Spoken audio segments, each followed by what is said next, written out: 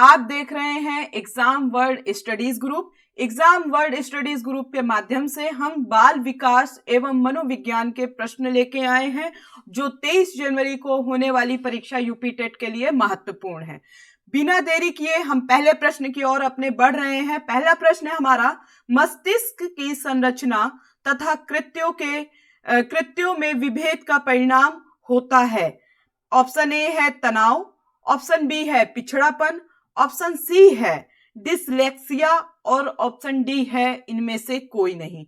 जो इस प्रश्न का सही उत्तर है वो है ऑप्शन सी डिसलेक्सिया। नेक्स्ट प्रश्न की ओर हम बढ़ते हैं अपने। प्रश्न नंबर 2 है हमारा, शिक्षण प्रक्रिया में विद्यार्थी हैं।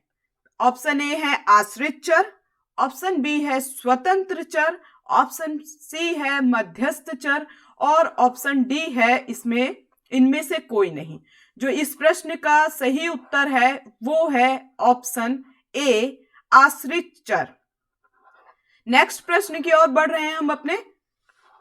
प्रश्न नंबर 3 है हमारा, जिन बालकों की बुद्धि लब्धि है साधारणतः उन्हें मानसिक न्यूनता ग्रसित की श्रेणी में रखते हैं। मैं फिर से प्रश्न रिपीट कर रही हूं और ये सारे प्रश्न आप लोगों के लिए इंपॉर्टेंट है, तो ध्यान पूर्वक देखें, समझें और पढ़ें।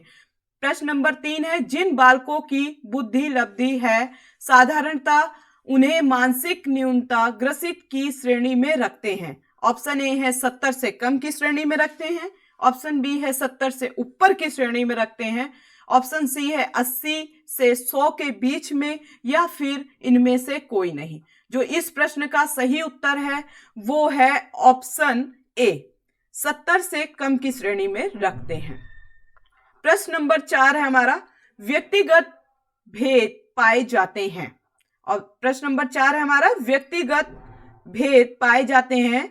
ऑप्शन ए है बुद्धि स्तर में, ऑप्शन बी है अभिवृत्ति में, ऑप्शन सी है गतिवाही योग्यता में, ऑप्शन डी है ये सभी, यानी इनमें सभी। तो सही उत्तर जो है वो है ऑप्शन डी ये सभी में, यानी इन सभी में होता है, बुद्धि स्तर में भी, अभिवृत्ति में भी, गतिवाही योग्यता में भी। प्रश्न नंबर 5 है, संकेत अधिगम के अंतर्गत सीखा जाता है। ऑप्शन ए है पारंपरिक अनुकूलन, ऑप्शन बी है मनोविज्ञान, ऑप्शन सी है वातावरण और ऑप्शन डी है मनोदैहिक। तो इसका सही उत्तर जो है वो है ऑप्शन ए पारंपरिक अनुकूलन। दोस्तों, अगर आप लोगों को ये प्रश्नों की सीरीज हमारे पसंद आ रही हो और आप इस चैनल में नए हैं तो चैनल को सब्सक्राइब करना बिल्कुल मत भूलें और साथ ही साथ बेल आइकन जरूर प्रेस कर दें। वीडियो अच्छी लगे तो लाइक, शेयर और अपने व्यू कमेंट के माध्यम से जरूर दें। और इस प्रश्न की जो आपको पीडीएफ मिल जाएगी, इस पर ये जो वीडियो की प्रश्न है इसकी पीडीएफ आपको हमारे इंस्टाग्राम आईडी में मिल जाएगा और साथ ही साथ टेलीग्राम आईडी में भी आपको मिल जाएगा। आप इसी एग्जाम वर्ल्ड स्टडीज ग्रुप के नाम से अगर टेलीग्राम में जाएंगे, देखेंगे तो वहां पे हमारी चैनल जो है आपको वहां मिल जाएगा और पीडीएफ भी आपको उपलब्ध करा दी जाएगी। चलिए बिना देरी किए हम नेक्स्ट प्रश्न की ओर बढ़ रहे हैं अपने। प्रश्न नंबर 6 हमारा, क्रियात्मक अनुसंधान के महत्व के बारे में निम्न में से कौन सा कथन सही नहीं है। ऑप्शन ए है उपभोक्ता ही अनुसंधान करता है, ऑप्शन बी है समस्या का हल शीघ्रता से प्राप्त हो जाता है, ऑप्शन सी है समस्या का हल अभ्यास में लिया जाता है और उसका मूल्यांकन नहीं किया जाता है, या फिर ऑप्शन डी उपरोक्त में से कोई नहीं। तो इसका जो सही उत्तर है वो है ऑप्शन डी। जैसा कि आप लोग देख भी रहे हैं, यहाँ हाईलाइट है आपका उत्तर इस प्रश्न का, उसमें उपरोक्त में से कोई नहीं, यानी ये जो 3 ऑप्शन दिए गए इनमें से कोई भी नहीं है। नेक्स्ट प्रश्न है हमारा, शारीरिक विकास का क्षेत्र है। ऑप्शन ए है स्नायु मंडल, ऑप्शन बी है मांसपेशियों की वृद्धि, ऑप्शन सी है एंडोक्राइन ग्लैंड्स और ऑप्शन डी है ये सभी। जो उत्तर है इसका ऑप्शन डी है ये सभी। सभी शारीरिक विकास का ये सारे जो 3 ऑप्शन दिए हैं ये क्षेत्र हैं, ये सभी में शारीरिक विकास होता है। प्रश्न नंबर 8 है, निम्न में से कौन सा उदाहरण अर्जित प्रेरक का है? ऑप्शन ए है भूख, ऑप्शन बी है पुरस्कार, ऑप्शन सी है रुचि और ऑप्शन डी है विश्राम। सही उत्तर है ऑप्शन सी रुचि। प्रश्न नंबर 9 है, तर्क जिज्ञासा तथा निरीक्षण शक्ति का विकास होता है कि आयु पर? कितने वर्ष की आयु पर तर्क जिज्ञासा तथा निरीक्षण का शक्ति विकास होता है? ऑप्शन ए है 7 वर्ष, ऑप्शन बी है 11 वर्ष, ऑप्शन सी है 9 वर्ष और ऑप्शन डी है 6 वर्ष। सही उत्तर जो है इस प्रश्न का ऑप्शन बी है 11 वर्ष पे होता है। नेक्स्ट प्रश्न है हमारा, निम्न में से कौन सा मूल्यांकन का प्रकार नहीं है? निम्न में से कौन सा मूल्यांकन का प्रकार नहीं है? ऑप्शन ए है मानक, ऑप्शन बी है निर्माणात्मक, ऑप्शन सी है योगात्मक, ऑप्शन सी डी है CCE। तो सही उत्तर जो है ऑप्शन ए है मानक। नेक्स्ट प्रश्न की ओर हम बढ़ रहे हैं। आप अगर नए हैं तो मैं फिर से रिकॉल आप लोगों को करवा रही हूं कि चैनल को ज्यादा से ज्यादा सब्सक्राइब कर दीजिए आप लोग, और साथ ही साथ बेल आइकन प्रेस जरूर करें जिससे कि नई नोटिफिकेशन आप तक सही समय तक पहुंच जाए एग्जाम से पहले पहले। नेक्स्ट प्रश्न हमारा, इस अवस्था में बालकों में नई खोज करने की और घूमने की प्रवृत्ति बहुत अधिक बढ़ जाती है। ऑप्शन ए है शैशवावस्था में, ऑप्शन बी है उत्तर बाल्यकाल में, ऑप्शन सी है किशोरावस्था में और ऑप्शन डी है प्रौढ़ावस्था में।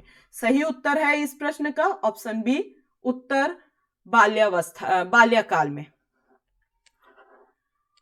नेक्स्ट प्रश्न है, प्रश्न नंबर 12 चल रहा है हमारा। प्रगतिशील परिवार में बच्चों में अपेक्षाकृत कौन सा प्रेरक अधिक प्रबल होता है? ऑप्शन ए है संबंध, ऑप्शन बी है जिज्ञासा, ऑप्शन सी है उपलब्धि और ऑप्शन डी है आक्रामकता। तो सही उत्तर जो है ऑप्शन सी है उपलब्धि। नेक्स्ट प्रश्न है हमारा प्रश्न नंबर 13, व्यक्तिगत का पहला प्रकारात्मक वर्गीकरण प्रस्तुत किया है। किसने किया है व्यक्तिगत का पहला प्रकारात्मक वर्गीकरण? ऑप्शन ए है मन ने, ऑप्शन बी है साइडन ने, ऑप्शन सी है हिप्पोक्रेटस ने और ऑप्शन डी है कैटल ने। तो सही उत्तर जो है वो है ऑप्शन सी है आप लोगों का हिप्पोक्रेटस ने।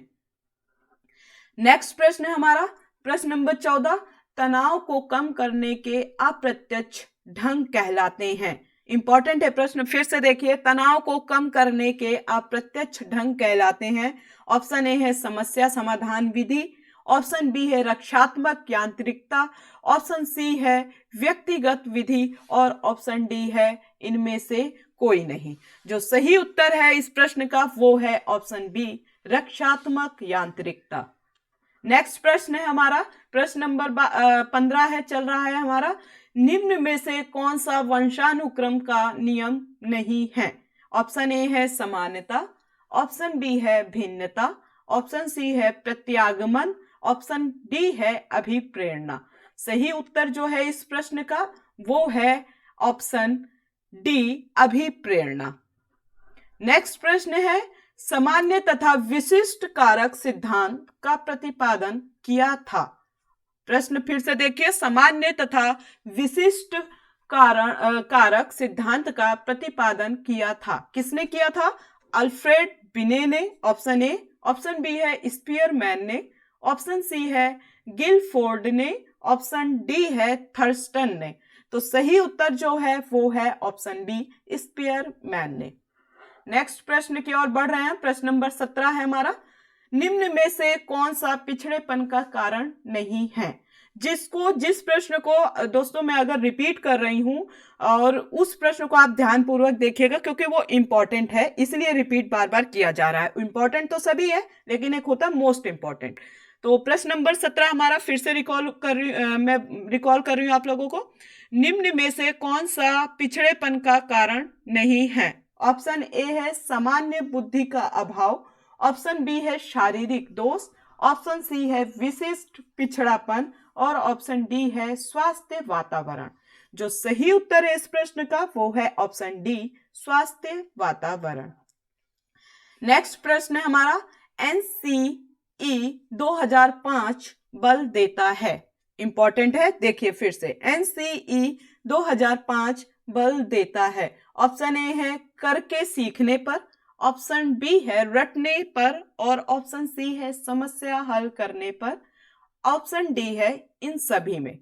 तो इसका जो सही उत्तर है वो है ऑप्शन ए, करके सीखने पर। प्रश्न नंबर 19 है, आरटीई एक्ट 2009 के अनुसार शिक्षक हेतु प्रति सप्ताह कार्य घंटे हैं। तो ऑप्शन ए है इसका 40, ऑप्शन बी है 42, ऑप्शन सी है 45 और ऑप्शन डी है 48। सही उत्तर जो है इस प्रश्न का वो है ऑप्शन सी, 45। नेक्स्ट प्रश्न की ओर बढ़ रहे हैं हम बिना देरी किए, इसलिए जल्दी जल्दी करवाया जा रहा है क्योंकि परीक्षा की तिथि बहुत ही नजदीक है। तो बिना कोई फालतू की बात किए, बिना लफबाजी किए आप लोगों को हम प्रश्न करवाते चले जा रहे हैं। तो 20वें नंबर का जो हमारा प्रश्न है, की अवस्था तथा बालक की दृष्टि एवं श्रवण इंद्रियां पूर्ण विकसित हो चुकी होती हैं। किस अवस्था में, यानी किस उम्र में आपके अवस्था तक बालक की दृष्टि एवं श्रवण इंद्रियां जो है वो पूर्ण विकसित हो जाती है? 3 अथवा 4 वर्ष, 6 अथवा 7 वर्ष, ऑप्शन सी है 8 अथवा 9 वर्ष और ऑप्शन डी है इनमें से कोई नहीं। सही उत्तर जो है वो है ऑप्शन ए, 3 अथवा 4 वर्ष। नेक्स्ट प्रश्न है हमारा, अधिगम अंतरण का थॉर्नडाइक सिद्धांत कहा जाता है। मोस्ट इंपॉर्टेंट प्रश्न है, आप देखिए फिर से, अधिगम अंतरण का थॉर्नडाइक सिद्धांत कहा जाता है। ऑप्शन ए है समानता सिद्धांत, ऑप्शन बी है अनुरूप तत्वों का सिद्धांत, ऑप्शन डी है औपचारिक नियमों का सिद्धांत और ऑप्शन डी है उपरोक्त में से कोई नहीं। इसका उत्तर जो है वो है ऑप्शन बी, अनुरूप तत्वों का सिद्धांत। नेक्स्ट प्रश्न है हमारा, प्रश्न नंबर 22 है, वातावरण एवं बाहरी शक्ति हैं जो हमें प्रभावित करती हैं, किसने कहा था? मोस्ट इंपॉर्टेंट प्रश्न है, फिर से देखिए, वातावरण वह बाहरी शक्ति है जो हमें प्रभावित करती है, यह किसने कहा था? ऑप्शन ए है वुडवर्थ ने, ऑप्शन बी है रॉस ने, ऑप्शन सी है एनास्टेसी ने, ऑप्शन डी है इनमें से कोई नहीं। सही उत्तर जो है ऑप्शन बी है, रॉस ने कहा था। नेक्स्ट प्रश्न है, चिंतन मानसिक क्रिया का पहलू है। प्रश्न नंबर फिर से देखिए 23, चिंतन मानसिक क्रिया का पहलू है। ऑप्शन ए है ज्ञानात्मक, ऑप्शन बी है भावात्मक, ऑप्शन सी है क्रियात्मक और ऑप्शन डी है उपरोक्त में से कोई नहीं। सही उत्तर जो है इस प्रश्न का वो है ऑप्शन ए, ज्ञानात्मक। नेक्स्ट प्रश्न की ओर बढ़ रहे हैं बिना देरी किए हम। चिंतन, प्रश्न नंबर 24 है, चिंतन प्रारंभ होने के लिए क्या आवश्यक है? ऑप्शन ए है पूर्वानुभव, ऑप्शन बी है भाषा, ऑप्शन सी है तर्क और ऑप्शन डी है समस्या। तो चिंतन प्रारंभ होने के लिए हम क्या इंपॉर्टेंट आपको लगता है कि समझ रहे हैं, वो है समस्या। यानी हमने जो समस्या है, तभी तो आप लोगों के पास कोई समस्या होगी, उसके प्रति चिंतन होगा कि हम कैसे इसको सही करें।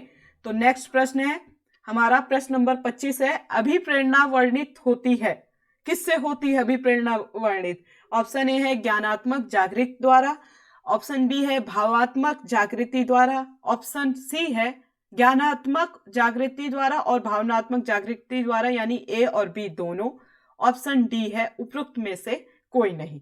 सही उत्तर जो है इस प्रश्न का वो है ऑप्शन बी, भावात्मक जागृति द्वारा। नेक्स्ट प्रश्न है, प्रश्न नंबर 26 हमारा, बच्चों में अमूर्तमान प्रत्ययों का ग्रहण करने की योग्यता होती है। इंपॉर्टेंट है, फिर से देखिए, बच्चों में अमूर्तमान प्रत्ययों को ग्रहण करने की योग्यता होती है। ऑप्शन ए है पिछड़े हुए, ऑप्शन बी है प्रतिभाशाली, ऑप्शन सी है मानसिक रूप से पिछड़े और ऑप्शन डी है इनमें से कोई नहीं। सही उत्तर जो है इस प्रश्न का वो है ऑप्शन बी, प्रतिभाशाली। नेक्स्ट प्रश्न है हमारा, बाह्य आधार के आधार पर व्यक्तित्व का वर्णन कहा जाता है। ऑप्शन ए है गहन दृष्टिकोण, ऑप्शन बी है सतही दृष्टिकोण, ऑप्शन सी है मानकीय दृष्टिकोण और ऑप्शन डी है प्रेक्षाणात्मक दृष्टिकोण। सही ऑप्शन जो है इस प्रश्न का वो है ऑप्शन बी, सतही दृष्टिकोण। नेक्स्ट प्रश्न की ओर बढ़ रहे हैं हम। 28वें नंबर का प्रश्न है हमारा, निम्न में से कौन सी सामाजिक रूप से वंचित की समस्या नहीं है?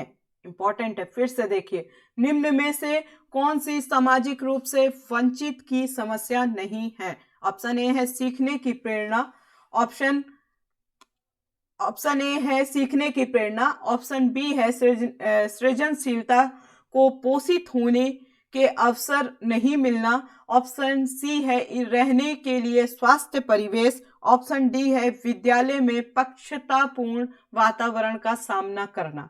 सही उत्तर जो है इस प्रश्न का वो है ऑप्शन ए, सीखने के लिए प्रेरणा का अभाव। नेक्स्ट प्रश्न है प्रश्न नंबर 29, निम्न में से कौन सा मूल्यांकन के त्रिकोण का भाग नहीं है? इंपॉर्टेंट है, फिर से रिपीट कर रही हूं मैं, निम्न में से कौन सा मूल्यांकन के त्रिकोण का भाग नहीं है? ऑप्शन ए है शैक्षिक उद्देश्य, ऑप्शन बी है मूल्यांकन, ऑप्शन सी है शिक्षण अनुभव और ऑप्शन डी है अधिगम अनुभव। सही उत्तर जो है वो है ऑप्शन ए, शैक्षिक उद्देश्य। अब इस सीरीज का लास्ट प्रश्न है और आप लोग देखिए पहले इस प्रश्न को। प्रश्न नंबर 30 है, बुद्धि लब्धि सम प्रत्यय विकसित किया है, किसने किया है? बिने ने, ऑप्शन बी है रीड ने, ऑप्शन सी है टर्मन ने और ऑप्शन डी है कैटले ने। तो सही उत्तर जो है वो है इस प्रश्न का ऑप्शन सी, टर्मन ने। दोस्तों, अगर इस प्रश्न की सीरीज आप लोगों को पसंद आई हो तो हमारे चैनल को आप जल्द से जल्द बिना कोई देरी किए चैनल को सब्सक्राइब करें, बेल आइकन प्रेस करें, जिससे कि नेक्स्ट वीडियो की नोटिफिकेशन आप तक सही समय तक पहुंच जाए, क्योंकि परीक्षा है पास में, 23 जनवरी को होने वाली है। और आप लोग खूब पढ़े, आगे बढ़े, परीक्षा को अच्छे से दीजिएगा। तब तक के लिए जय हिंद, जय भारत।